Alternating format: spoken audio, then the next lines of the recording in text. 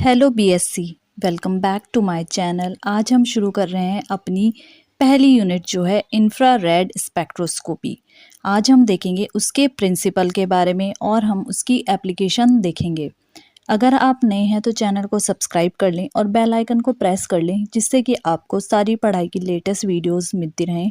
और अगर आपको वीडियोस अच्छी लगती है तो प्लीज़ इसको लाइक और शेयर करना ना भूलें। तो चलो शुरू करते हैं अपना आज का लेक्चर जो है इंफ्रारेड स्पेक्ट्रोस्कोपी, जिसको हम वाइब्रेशनल स्पेक्ट्रोस्कोपी भी कहते हैं।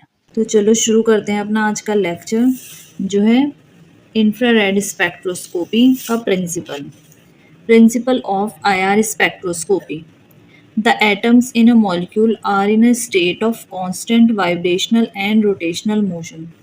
जो मॉलिक्यूल्स के एटम होते हैं वो कांस्टेंट स्टेट में होते हैं वाइब्रेशन और रोटेशनल मोशन के। Thus, such spectroscopy is also known as vibrational rotational spectroscopy. इसलिए इस स्पेक्ट्रोस्कोपी को हम वाइब्रेशनल रोटेशनल स्पेक्ट्रोस्कोपी भी कहते हैं। और हम इंफ्रारेड स्पेक्ट्रोस्कोपी को, जैसे कि मैंने पहले बताया, इसको हम वाइब्रेशनल स्पेक्ट्रोस्कोपी भी कहते हैं और इसके बाद में इसे वाइब्रेशनल रोटेशनल स्पेक्ट्रोस्कोपी भी कहते हैं, क्योंकि इसमें जो मॉलिक्यूल्स में जो एटम्स होते हैं वो कांस्टेंट स्टेट में होते हैं वाइब्रेशन और रोटेशनल मोशन के। The different ways in which vibration can takes place are, पहला है ये for diatomic molecules. Let us consider diatomic molecules like XY. अगर हम कंसिडर करें कोई डायटोमिक मॉलिक्यूल जैसे कि XY, तो ये हमें कितने 3 टाइप्स के वाइब्रेशन शो करता है: extended vibration, normal vibration and compressed vibration. The compression and extension of bond takes place along XY bond. जो कंप्रेशन और एक्सटेंशन होता है बॉन्ड का वो XY बॉन्ड के अलोंग टेक प्लेस। ये देखें, ये है नॉर्मल वाइब्रेशन, ये है एक्सटेंडेड वाइब्रेशन और ये है कंप्रेस्ड वाइब्रेशन का डायग्राम। अगर हम इसको कंप्रेस्ड करेंगे तो ये इधर की तरफ बढ़ेगा और ये छोटा हो जाएगा। ये है नॉर्मल और एक्सटेंडेड में ये फैल जाता है। एक्स और वाई के बीच में हमने ये 2 लिए हैं, इसलिए हम इसको डायटोमिक मॉलिक्यूल्स कह रहे हैं। अब हम देखेंगे फॉर ट्राइएटॉमिक मॉलिक्यूल्स के लिए let us consider the triatomic molecules XYZ। अगर हमें ट्राइएटॉमिक मॉलिक्यूल्स का देखना है तो हम जैसे कि एक मॉलिक्यूल कंसिडर करेंगे XYZ जिस with a bond angle XYZ। Such triatomic molecules show 2 types of vibration. जो ट्राइएटॉमिक मॉलिक्यूल्स होते हैं विद बॉन्ड एंगल XYZ वो क्या शो करते हैं? 2 तरह के वाइब्रेशन शो करते हैं, जिसको हम स्ट्रेचिंग वाइब्रेशन और बेंडिंग वाइब्रेशन भी कहते हैं। ये देखिए, ये है स्ट्रेचिंग वाइब्रेशन और ये है बेंडिंग वाइब्रेशन। तो स्ट्रेचिंग वाइब्रेशन में क्या है? Like diatomic molecules, triatomic molecules also show extended and compressed vibration. जैसे कि डायटोमिक मॉलिक्यूल्स शो करते हैं वैसे ही ट्राइएटॉमिक मॉलिक्यूल्स भी एक्सटेंडेड और कंप्रेस्ड वाइब्रेशन शो करते हैं। ये देखें, नॉर्मल वाइब्रेशन, फिर है both extended vibration, both compressed vibration और एक कंप्रेस्ड एक एक्सटेंडेड वाइब्रेशन और 1 एक्सटेंडेड एंड 1 कंप्रेस्ड वाइब्रेशन।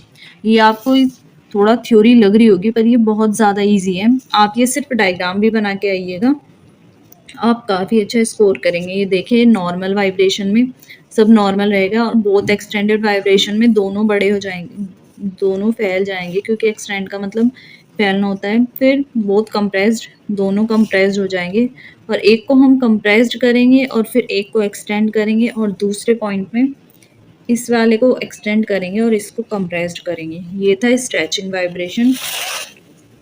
अब हम दूसरे पार्ट पे चलते हैं। ये ट्राइएटॉमिक मॉलिक्यूल्स 2 टाइप के वाइब्रेशन दिखाएगी। पहली है स्ट्रेचिंग वाइब्रेशन, दूसरी है बेंडिंग वाइब्रेशन।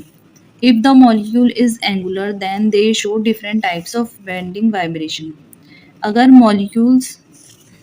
मॉलिक्यूल एंगुलर होता है तो वो डिफरेंट टाइप्स के बेंडिंग वाइब्रेशन शो करता है, in which angle XYZ will always change, जिसकी वजह से जो एंगल होगा XYZ का वो हमेशा चेंज होगा। इट विल इंक्रीज और decrease continuously due to different types of bending vibration. वो इंक्रीज या डिक्रीज होता है continuously different types of bending vibration की वजह से। Compression and extension are the two types of bending vibration. जो कंप्रेशन एंड एक्सटेंशन है वो बेंडिंग वाइब्रेशन के टू टाइप्स हैं। ये देखिए, normal bending vibration, extension vibration, bending vibration, और ये कंप्रेशन बेंडिंग वाइब्रेशन। होप आपको ये समझ आया होगा। ये देखिए, ये था इसका प्रिंसिपल। ये हमने फॉर डायटोमिक मॉलिक्यूल देखा है, ये है फॉर ट्राइटोमिक मॉलिक्यूल्स। ये आपके लिए बीएससी में भी हेल्पफुल होगा। ये बीएससी में भी पूछा जाता है क्वेश्चन, प्रिंसिपल और एप्लीकेशंस ऑफ आईआर स्पेक्ट्रोस्कोपी। ये देखिए, there are number of vibrational and rotational changes taking place in the molecule. बहुत सारे वाइब्रेशन और रोटेशनल चेंजेस होते हैं एक मॉलिक्यूल्स में।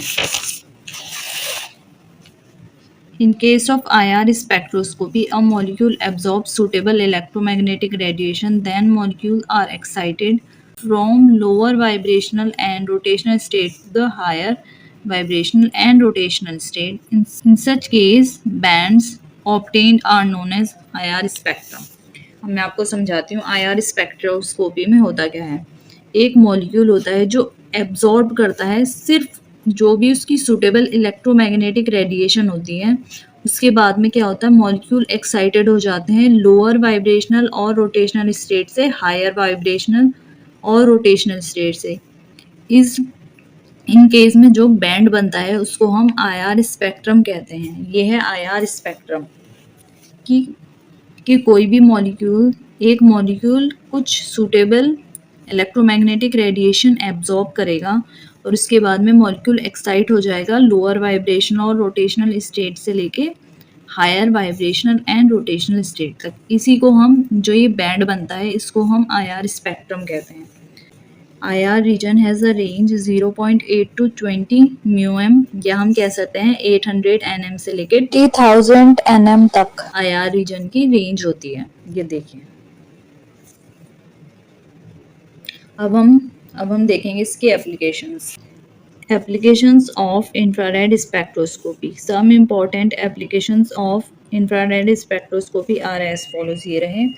सबसे पहले आइडेंटिफिकेशन ऑफ फंक्शनल ग्रुप। इसकी वजह से हम फंक्शनल ग्रुप को आइडेंटिफाई कर सकते हैं।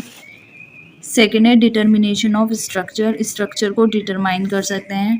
थर्ड है testing of purity of a compound, और फोर्थ है progress of a chemical reaction. ये चार इसकी एप्लीकेशंस हैं। अब हम इसकी एप्लीकेशन को डिटेल में पढ़ेंगे वन बाय वन। सबसे पहली है identification of functional group. Mostly functional groups are IR active. जो मोस्टली फंक्शनल ग्रुप होते हैं वो आईआर एक्टिव होते हैं। Absorption band of functional group indicates the nature and types of functional groups. जो एब्जॉर्प्शन बैंड होते हैं फंक्शनल ग्रुप के, वो इंडिकेट करते हैं नेचर और क्या टाइप होता है फंक्शनल ग्रुप का।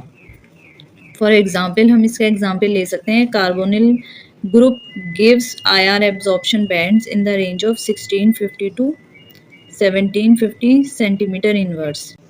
इसका एग्जाम्पल है कार्बोनिल ग्रुप, हमें IR एब्जॉर्प्शन बैंड देता है 1650 और 1750 सेंटीमीटर इनवर्स की रेंज में। Hence, by the determination of absorption frequency, we can decide the types of functional group in the compound. इसलिए with the help of absorption frequency की मदद से हम डिसाइड कर सकते हैं फंक्शनल ग्रुप का टाइप क्या होगा। सेकेंड है determination of structure. IR absorption band gives an idea about the determination of structure of organic compounds. जो IR absorption band होते हैं वो हमें एक आइडिया देते हैं कि ऑर्गेनिक कंपाउंड का स्ट्रक्चर क्या होगा। The presence of functional group and other elements determine the actual structure of compounds. अगर फंक्शनल ग्रुप और अदर एलिमेंट्स प्रेजेंस होते हैं तो वो डिटरमाइन करते हैं एक्चुअल स्ट्रक्चर कंपाउंड का क्या होगा। थर्ड है testing of purity of a compound. Generally it was observed that a pure organic compound has well defined and sharp absorption frequency bands. Generally ये ऑब्जर्व किया गया कि जो प्योर ऑर्गेनिक कंपाउंड होगा उसका वेल डिफाइंड और sharp absorption frequency band होगा। Whereas the spectra of impure compound has diffuse line due to presence of impure materials.